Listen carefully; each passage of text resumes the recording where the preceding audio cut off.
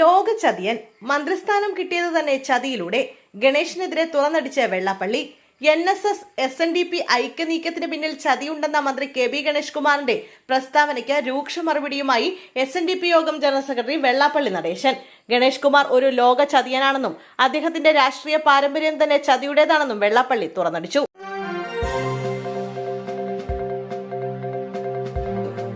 Doctor ദമ്പതികളിൽ നിന്നും 2.29 കോടി തട്ടി. കായംകുളം സ്വദേശി പിടിയിൽ. ലോജിസ്റ്റിക് കമ്പനിയുടെ ഓഹരി നൽകാമെന്ന വാഗ്ദാനം ചെയ്ത് ഡോക്ടർ ദമ്പതികളിൽ നിന്ന് 2.29 കോടി രൂപ തട്ടിയെടുത്ത കേസിലെ മുഖ്യപ്രതി പിടിയിൽ. കായംകുളം പുതുപ്പള്ളി സ്വദേശി സോനു ജയചന്ദ്രനെയാണ് എറണാകുളം സിറ്റി ക്രൈംബ്രാഞ്ച് സംഘം പിടികൂടിയത്. തട്ടിപ്പിന് ശേഷം വിദേശത്തേക്ക് കടന്ന ഇയാൾക്കെതിരെ ലുക്കൌട്ട് സർക്കുലർ പുറപ്പെടുവിച്ചിരുന്നു.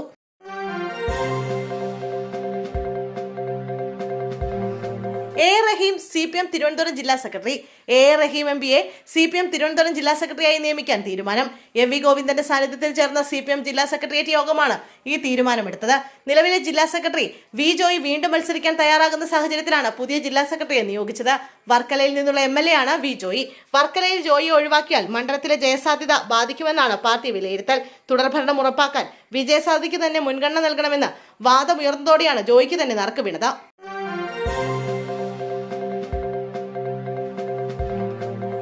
ആ തീരുമാനം മാറ്റി. നിയമസഭാ തെരഞ്ഞെടുപ്പിൽ മത്സരിക്കാൻ തയ്യാറെന്ന് R ശ്രീലേഖ. നിയമസഭാ തെരഞ്ഞെടുപ്പിൽ മത്സരിക്കില്ലെന്ന മുൻ തീരുമാനം തിരുത്തി മുൻ DGP R Sreelekha.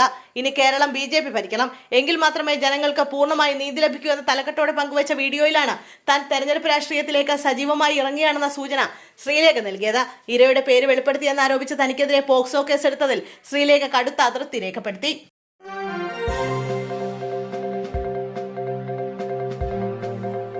Big boss താരം റോബിൻ രാധാകൃഷ്ണൻ BJPയിൽ ചേർന്നു. തിരുവനന്തപുരത്തെ BJP ആസ്ഥാനമായ മാരാർജി ഭവനിൽ വെച്ച് അധ്യക്ഷൻ രാജീവ് ചന്ദ്രശേഖറിൽ നിന്നും BJP അംഗത്വം സ്വീകരിച്ചു. റോബിൻ BJPയിൽ ചേർന്നേക്കുമെന്നും നിയമസഭാ തെരഞ്ഞെടുപ്പിൽ മത്സരിച്ചേക്കുമെന്നുമുള്ള അഭ്യൂഹം നിലനിന്നിരുന്നു. താൻ സംഖ്യയാണെന്ന അഭിമാനത്തോടെ പറയുമെന്നായിരുന്നു റോബിൻ അന്ന് പ്രതികരിച്ചത്. പിന്നാലെയാണ് BJP പ്രവേശനം. തന്റെ ഔദ്യോഗിക സോഷ്യൽ മീഡിയ പേജിലായിരുന്നു റോബിൻ രാജീവ് ചന്ദ്രശേഖറിനൊപ്പമുള്ള ചിത്രം പങ്കുവച്ചത്. മത്സരിച്ചേക്കുമെന്ന സൂചന നൽകുന്ന വാർത്ത സ്റ്റോറിയായി പങ്കുവയ്ക്കുകയായിരുന്നു.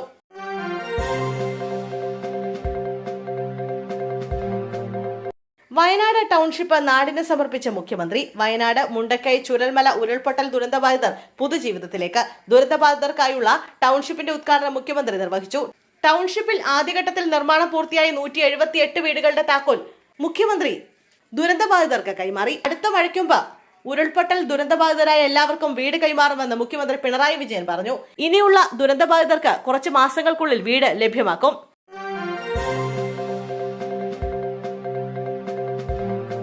കഞ്ചാവ് കൈവശം വെച്ച കേസിൽ മകൻ ആദം ഷൈം അറസ്റ്റിലായ സംഭവത്തിൽ പ്രതികരിച്ച നടൻ ടിനി ടോം.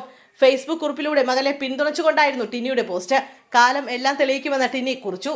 ആദമിന് മഹാത്മാഗാന്ധി സർവകലാശാല യുവജനോത്സവത്തിൽ ലഭിച്ച സർട്ടിഫിക്കറ്റിന്റെയും ഫലകത്തിന്റെയും ചിത്രവും ടിനി ടോം കുറിപ്പിനൊപ്പം പോസ്റ്റ് ചെയ്തു. ഈ മാസം 23-നാണ് നടൻ ടിനി ടോമിന്റെ മകൻ ആദം ഷൈം അടക്കം 3 പേരെ കഞ്ചാവ് കൈവശം വെച്ചതിന്റെ പേരിൽ ഹിൽ പാലസ് പോലീസ് അറസ്റ്റ് ചെയ്തത്. തിരുവാങ്കുളത്തെ ഒരു ക്ഷേത്ര പരിസരത്ത് നിന്നാണ് 4 ഗ്രാം കഞ്ചാവുമായി മൂവരും പിടിയിലായത്. ഇവരെ പിന്നീട് സ്റ്റേഷൻ ജാമ്യത്തിൽ വിട്ടയക്കുകയായിരുന്നു.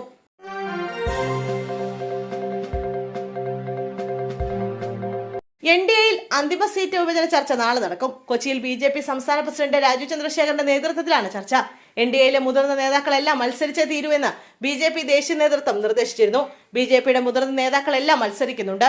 പക്ഷേ BDJS പ്രസിഡന്റ് തുഷാർ വെള്ളാപ്പള്ളിയും 2020 ചെയർമാൻ സാബു ജേക്കബും മത്സരിക്കാനില്ലെന്നാണ് BJP നേതൃത്വത്തെ നേരത്തെ അറിയിച്ചത്.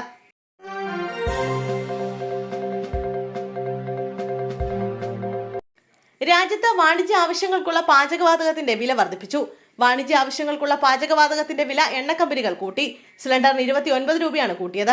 1776 രൂപയാണ് വാണിജ്യ സിലിണ്ടറുകളുടെ പുതുക്കിയ വില. വീട്ടാവശ്യത്തിനുള്ള പാചകവാതക വിലയിൽ മാറ്റമില്ല. വാണിജ്യ സിലിണ്ടറുകളുടെ വിലയിൽ എണ്ണക്കമ്പനികൾ എല്ലാ മാസവും 1-ാം തീയതി മാറ്റം വരുത്താറുണ്ട്.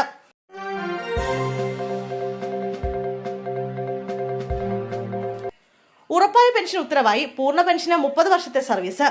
സർക്കാർ ജീവനക്കാർക്ക് അവസാന അടിസ്ഥാന ശമ്പളത്തിന്റെ 50% പെൻഷൻ ഉറപ്പാക്കുന്ന പുതിയ പെൻഷൻ പദ്ധതി ഏപ്രിൽ 1 മുതൽ നടപ്പാക്കാൻ സർക്കാർ ഉത്തരവായി. ജീവനക്കാരും സർക്കാരും നൽകേണ്ട വിഹിതത്തെപ്പറ്റിയും മുഴുവൻ ആനുകൂല്യങ്ങളെ സംബന്ധിച്ചും വിശദാംശങ്ങൾ ഇല്ലാതെയാണ് ഉത്തരവ്. വിശദ ഉത്തരവുകൾ പിന്നാലെ വരുമെന്നും വ്യക്തമാക്കിയിട്ടുണ്ട്.